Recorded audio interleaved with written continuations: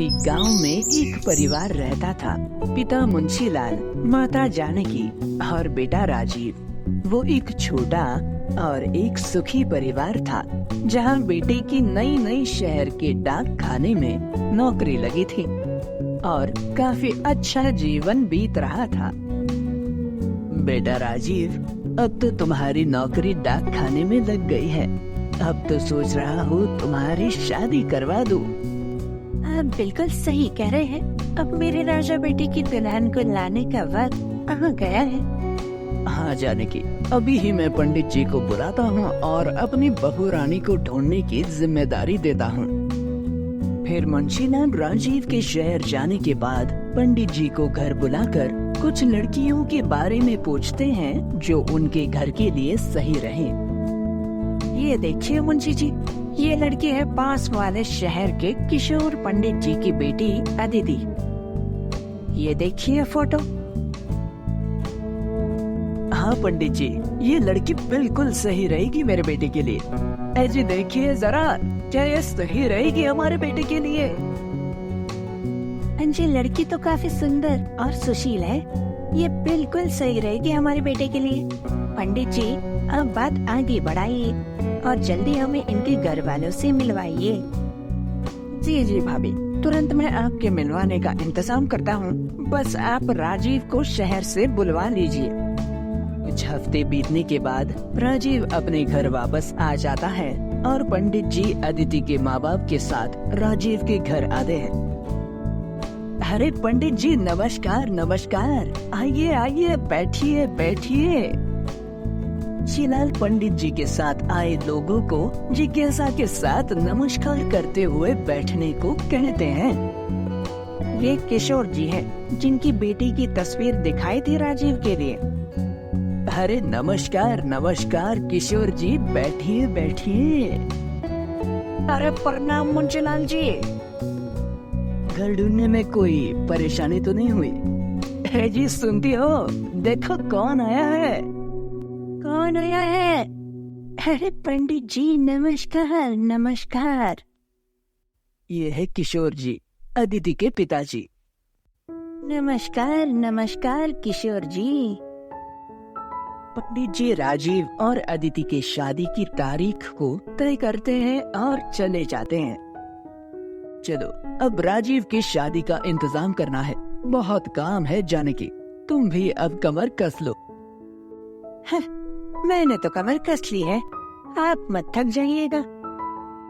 क्या माँ पिताजी, क्या बोल रहे हैं आप लोग? एक दिन अचानक राजीव के पिताजी की मृत्यु हो जाती है और 1 साल बीत जाता है। तब अचानक एक दिन पंडित जी और किशोर जी राजीव के घर आते हैं अदिति की शादी की बात को लेकर। जानकी जी, मैं समझ सकता हूँ आपकी परेशानी को, पर आपके घर में एक बहू की बहुत जरूरत है, क्योंकि आपकी भी उम्र हो चुकी है। पंडित जी बिल्कुल सही कह रहे हैं जानकी जी, वक्त आ गया है। ठीक है पंडित जी, जैसा आप कहे। 1 महीने के बाद राजीव और अदिति की शादी हो जाती है और कुछ महीने बीत जाते हैं और अदिति अपना रंग दिखाना शुरू कर देती है और जानकी का बिल्कुल ख्याल नहीं रखती है और उस पे झूठे इल्जाम लगाती है। बहू, खाना दे दो, बहुत भूख लगी है। आप खुद बना लीजिए, दिन भर बस मुफ्त की रोटियां तोड़ती है, शर्म नहीं आती? ये क्या कह रहे हो बहू? मैंने तो सारे काम कर दिए, झाड़ू पोछा बर्तन, खाना दे दो मुझे। ठीक है, ये ले, खा ले।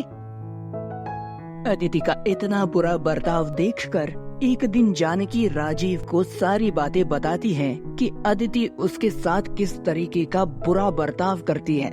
ये सुनकर राजीव काफी गुस्सा हो जाता है। फिर वो अदिति से पूछता है, अदिति, माँ ये सब क्या कह रही है? क्या ये सच है? नहीं राजीव, ऐसा बिल्कुल भी नहीं है। उल्टा माँ ही मुझसे बुरा बर्ताव करती है। घर का सारा काम करने के बाद भी मुझे खाना नहीं देती और बुरा भला कहती है। क्या बुरा कहती है माँ? कि तुम करती ही क्या हो?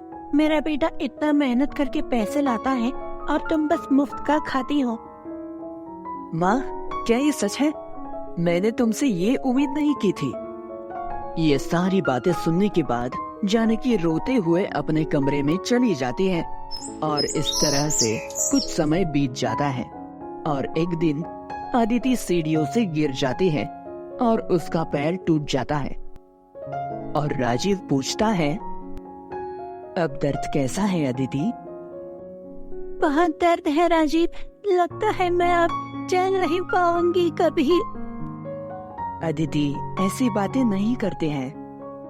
अदिति बेटा, लाओ मैं तुम्हें ये लेप लगा देती हूँ, जल्दी ही ठीक हो जाओगी तुम। माँ, बहुत दर्द हो रहा है मेरे पैर में, आप हाथ मत लगाओ। मैं तुम्हारी सास नहीं, माँ भी हूँ। लाओ पैर दो अपनी। लीजिए माँ, लगा दीजिए। जानकी अदिति के पैर में लेप लगाती है और उसे एक काढ़ा पीने को देती है और कुछ समय बाद अदिति से पूछती है,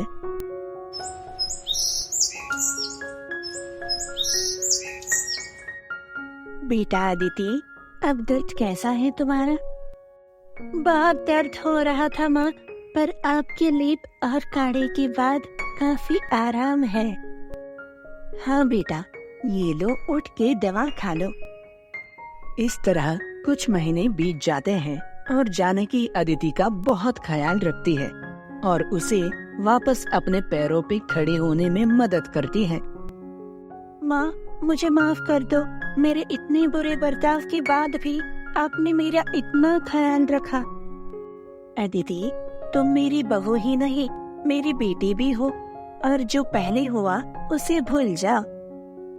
फिर दोनों सास बहू और बेटा बहुत प्यार से रहने लगते हैं और घर में खुशियाँ बनी रहती हैं।